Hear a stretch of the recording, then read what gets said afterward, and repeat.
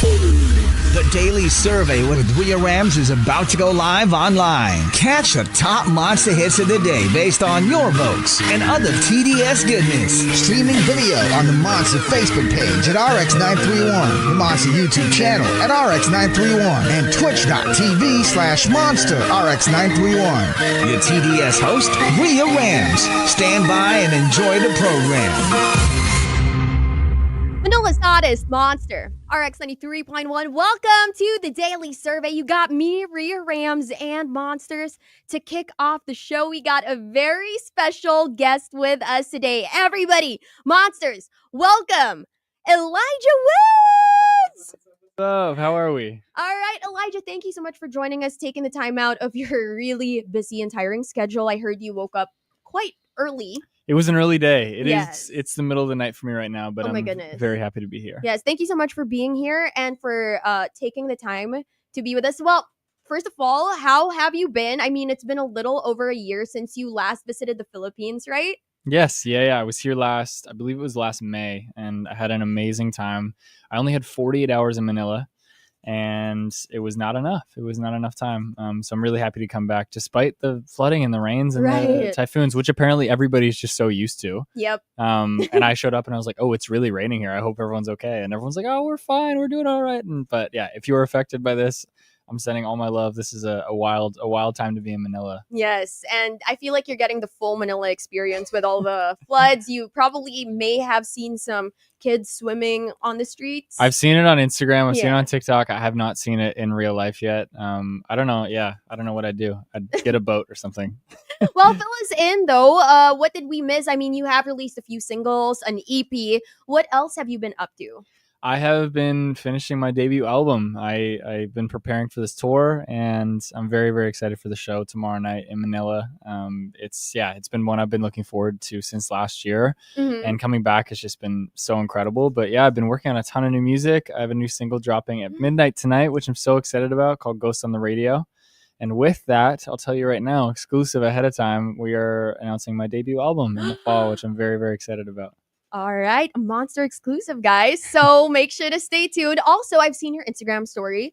You were asking for mall recommendations here. I was, and then I went to the podium yesterday. Oh, nice. And I realized that that was where I played the show last year. It was like out the back of the podium. It was incredible. So I had a full circle moment without even knowing. Serendipity. So is Podium the only place you've been to, or have you explored any other places here in the Philippines? I haven't been. I had 1 hour off yesterday, and I went to the mall, and then I went to the Podium, and I bought a camera stand, and it was a lovely little mall to walk around, and then I had 3 double espressos. It was crazy. Oh my God. I tried to stay awake, and I was just chittering after, but really good coffee. Okay, that's good to hear. Now, besides that, is there anything else that you want to experience here? It could be food that you still want to try, or places that you still want to visit. Everybody is telling me to try balut.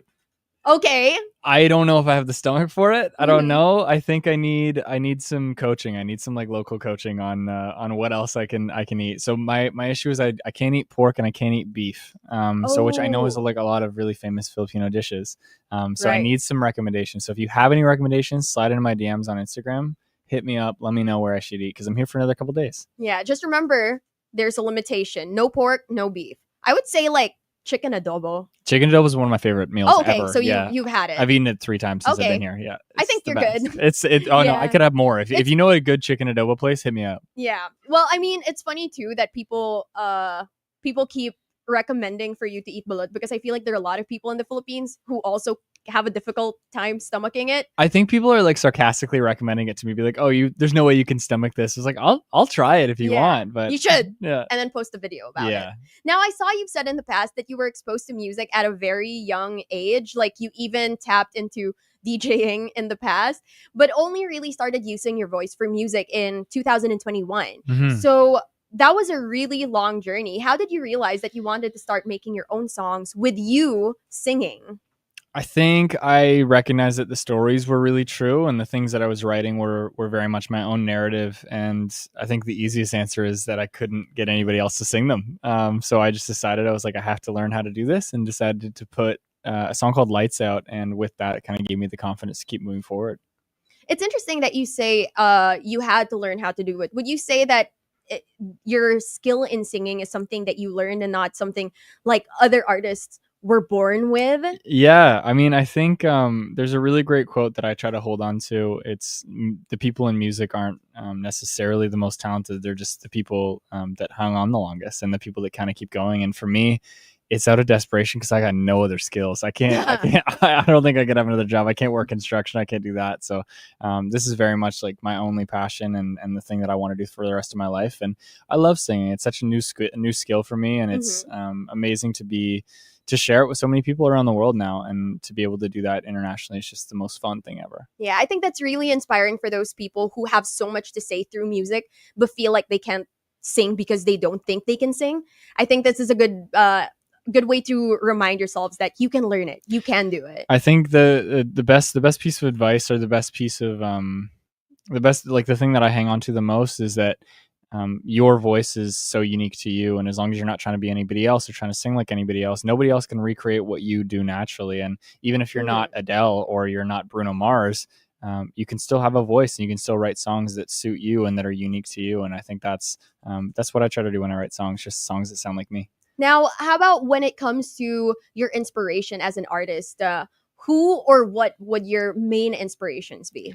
I try to write a lot of songs about my personal situation. I try to write a lot of songs about the people I love in my life, the people who I don't love in my life. And I think lately it's been very much about my wife and a lot of the things. We just got married last year. And congratulations! Thank you. Yeah. So I mean, love that. Yeah. I wrote a whole project about us getting engaged, and then another pile of songs about us getting married and how it was the best day of my life. And this next project is kind of a combination of that, and then a combination of a bunch of really difficult and incredible conversations I had with mutual friends and falling outs, and kind of the journey of trying to be an adult and try to maintain relationships with friends and colleagues and all these relationships. And I think with that, finding a support system either in yourself and or in the people around you. Yeah, I think that's something so important to talk about, because what people, I think, get a little surprised with growing up is how many friends they lose or lose contact with. Like, when we're younger, we're in such constant communication with the people we're close to. And then as we grow older, we have these responsibilities. And then it's like, poof, where's everyone? It is wild, yeah. And I think the other thing that I've let go of too is that just because somebody is in your life and is present during one season of your life doesn't mean that they have to be present in the next season, and then it can always come back around. There's always space for that relationship to grow and to shift, and you're growing and changing. So not to hold people too tight, just to not white knuckle relationships, just to understand that some are seasonal and some aren't, some are evergreen. Yes. I think that's something that's so important to remember. And I also love that you mentioned that a lot of the songs that you write now are about your wife. And I think that's just so sweet, because it makes the love so tangible. I feel like when you write about something that's really so real to you, it just becomes so much more relatable to everybody else too. Absolutely. I mean, I'm a sucker. I'm such a I don't know, a lover boy. I'm pretty in touch with my emotions, and I recognized very early on that she was the person for me, and I knew that I wanted to spend the rest of my life with her, and yeah, I think it comes out in a lot of the music, to the point where now she's touring with me, which is incredible. So she's here somewhere in this building, which is amazing. But yeah, it's great. I feel really lucky to keep her around all the time, but we hang out too much, and I love it. I love that, because I just love that. That's amazing. Now, you did just release a song, Could You Love Me? It doesn't sound like just any other heartbreak song. It's emotional in its own right. So can you tell us the backstory of the song? How was the whole process, and what exactly is this song about? This song was kind of a catalyst for this next album. Actually, it was kind of I'll call it maybe a pace finder for the album. I was going through something with a mutual friend, and a group of us had sat down and sort of talked about how we were going to figure this out with this person and try to find a middle ground to this narcissism that we were experiencing from this person. And if for any of you who have dealt with a narcissist before, there's not really any answer, and it's always them before you. And we were all experiencing this thing, so we sat down and tried to hash it out, and what ended up happening was us writing a song about it. And it was just so nonchalant. We did it over a bottle of wine, and it was lovely. Wow. And then I went home and I produced it all out, and I absolutely loved it. It just felt like the juxtaposition of a really immediate human thing over top of a beat that kind of carried some tempo and carried some pace and felt urgent. But the messaging is kind of sad and kind of immediate, but it kind of sounds like a little bit of a bop, which is just so fun to me. But yeah, it was a really fun song to write, and I think it's a good pace setter for the project. That's so interesting. Like, first, I want to note that you guys wrote this over a bottle of wine. It might have been 2. Yeah. Or 2 or 3. Yeah. But I just think it's just so amazing how a typical hangout, just trying to hash things out, turned into this whole creative process. And I just am so jealous of artists who are able to turn all their emotions into something so beautiful that they can put out into the world and have so many people relate to, which I believe is what this song is going to be doing. I mean, you just did release it, and you did say it was about handling or dealing with somebody who was a narcissist. Mhm. Now, the title is Could You Love Me? What exactly is the message that you want to give through this song? So the lyric is, could you love me like you love yourself? And the answer is no. But I think the question warrants the question nonetheless. I think it's really important to ask those questions. And I think the messaging that I take from this song and the thing that I try to really hold on to is, it's important to ask those questions just to say them out loud so that you know your own answer when you're asking this person for something. It's like, well, I actually know that you're not going to give it back to me, but at least I'm here and I'm being present and I'm making an effort in this relationship when you're not. Whoa. Heady. Yeah, We're heavy. Getting heady at 4:30. Yep. Damn. I mean, yeah, I think that's just so beautiful. What do you think the answer is there? Like, what did you learn from that session of, talking to your friends about it? What did you learn about dealing with a narcissist?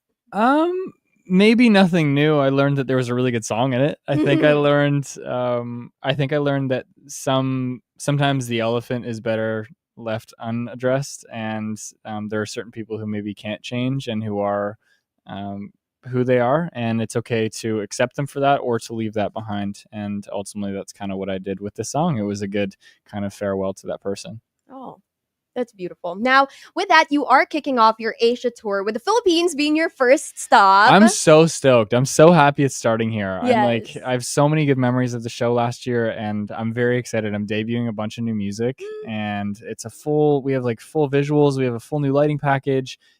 Yeah, very, very excited too. Yeah, so it's actually going to be your second time performing here. Last year was at the Podium Hall. Correct. And then this year at Samsung Hall in SM Aura. So let's look back a little. How was your experience performing for your fans here in the Philippines last year? So I have 2 stories I'll tell, and they're very quick. The first one was Philippines happened, I believe it was kind of midway or near the end of the tour last year, and the shows have been going absolutely incredible. And I was like, oh my God, the Philippines is going to be special because all of the shows have been special. I showed up, I got on stage, and there was a moment when I was singing Wildfire, and I was in verse 2, and every single person in the building was singing the verse 2 lyrics of this song that I wrote in my basement in Canada. And I was like, where am I? Why is this so special? And why do you all sound so good? I swear, it's like there's something in the water here, because like everyone can sing. And I was just sitting there listening to these lovely, amazing humans sing this song that means so much to me. That was a really special moment.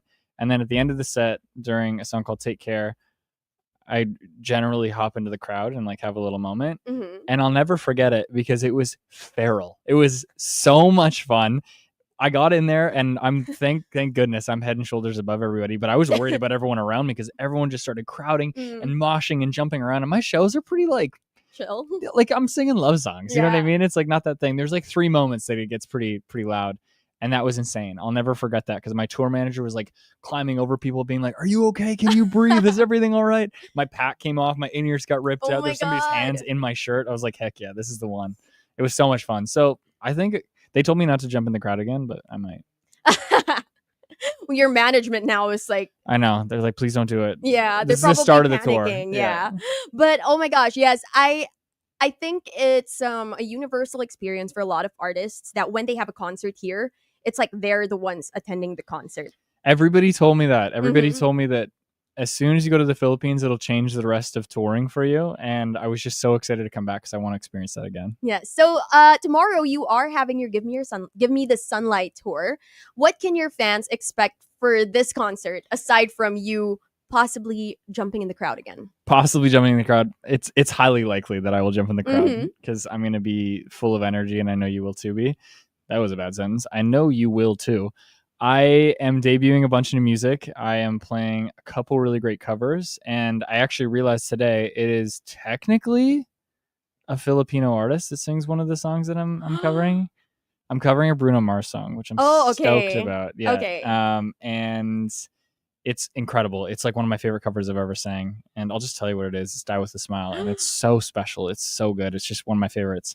And a bunch of new music. There's a really great moment where I'm asking the crowd which other cover I want to sing in the audience. And if they're loud enough or if somebody screams loud enough, I'll probably try to play that song. All right. Well, Monsters, to all the people going to the concert tomorrow, you know exactly what to do. Scream. Scream loud if you want your song to be sung by the Elijah Woods. Now, we want to know, what is next for you? Like, is there any artist that you want to collaborate with? There is a laundry list full of incredible artists that I'd love to collaborate with. I feel I've been really, really laser focused on this album and trying to finish that. I think the next on my list would be to collaborate with somebody that I really care about. The important thing for me has always been to create something that people want to be involved with and want to be a part of. I think, as I said it before too, but Biba Doobie is like a huge one for me. I think that would be so special, and I think we'd make a really, really incredible song. Yeah, I actually agree. That would be such a, I would say, sight to see, or like a song to hear. Mm-hmm. Yeah. Now, after this tour, what are your next steps and your future plans? My future plans: be a good dog parent. I have a little corgi at home that I miss already. I've only been away from him for a week. I am also, I'm gearing up to release this album, and with that comes a lot more touring and a lot more promo. But I'm really, really excited. It's the first time I've made an album in my entire life, and it was so much work, and I want to put that equal amount of work that I have in the front end into the back end and make sure that I'm promoting it and make sure that everybody in the world can hear the music that I made, because I think it's really special, and I hope you relate to it, and I hope it makes your life better. Yes, so that's going to be really exciting. And right now, Monsters, we actually have a very special surprise for you. As we mentioned, tomorrow is the first stop of the Give Me the Sunlight tour. And we actually have 2 tickets to give away. So, Monsters, we are giving away 2 tickets to 1 lucky winner. And all you have to do is sing to us any part of the song 24/7 365. Okay, Monsters. Oh, and it seems we already have a contender. So quick. All right. Let's see. Okay. Monster, hello. Hello, good afternoon. Hello, good afternoon. Wait, may I know who I'm speaking to? Joseph. Joseph, Yeah. did you hear the instructions for you to win the Actually, tickets? I didn't hear the instruction. I just opened the radio. Oh, you didn't hear the instructions. You just opened the radio. What I hear is get some lyrics or a part of our lyrics. Now, all we need you to do is actually to sing the song 24/7 365 by Elijah Woods.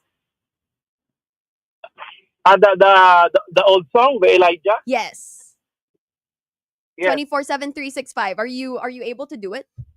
Do I have a accompaniment or a sound or something? You know? You want an accompaniment? Not right now. So right now what we're going to be doing is a cappella. So please sing.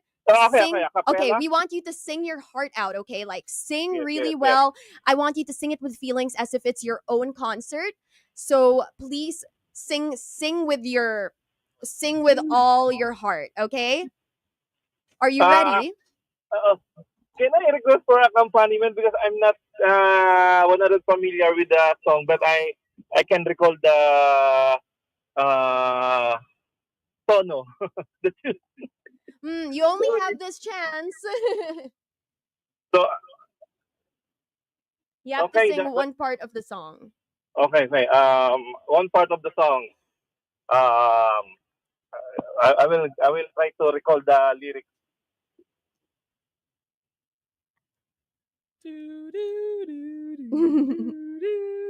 Who is that? Yeah. I know the lyrics, but I don't know exactly that tone.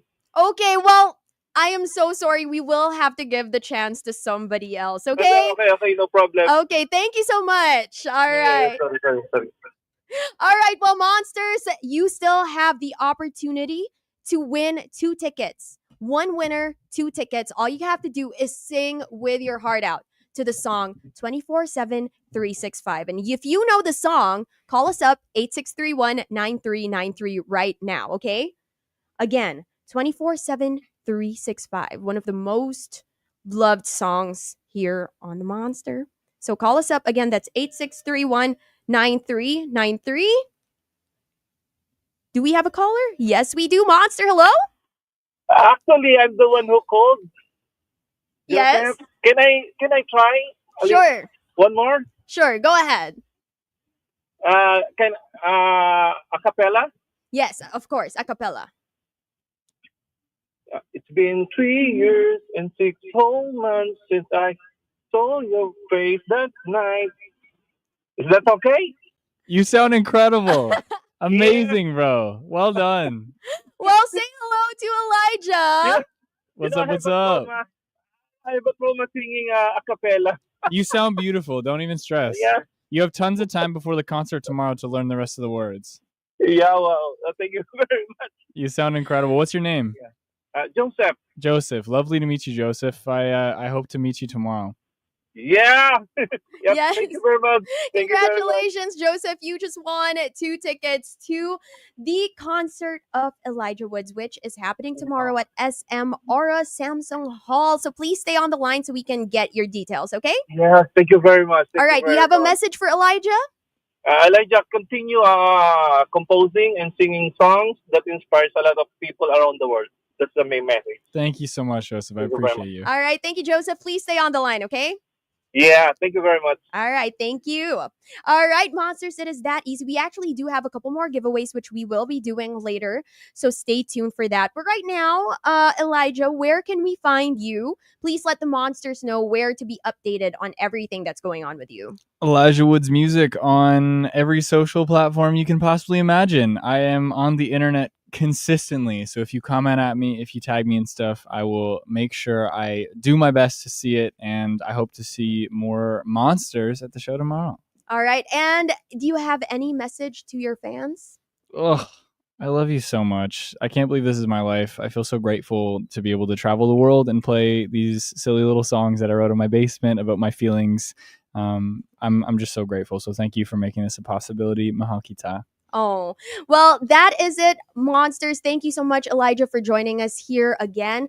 And we are so excited for your concert tomorrow. So do you want to promo that once more? Heck yeah. Samsung Hall tomorrow night. Elijah Woods. Be there or be square. Give me the Sunlight Tour. I'll see you there. All right. Thank you again, Elijah, for taking the time to spend with us despite your really busy schedule. But it is time for you to get some rest. I need something. Yeah. Yeah, for your concert. Yeah, for your concert tomorrow. So thank you again for joining us here on The Monster. Monster exclusive interview only on Manila's hottest Monster RX93.1.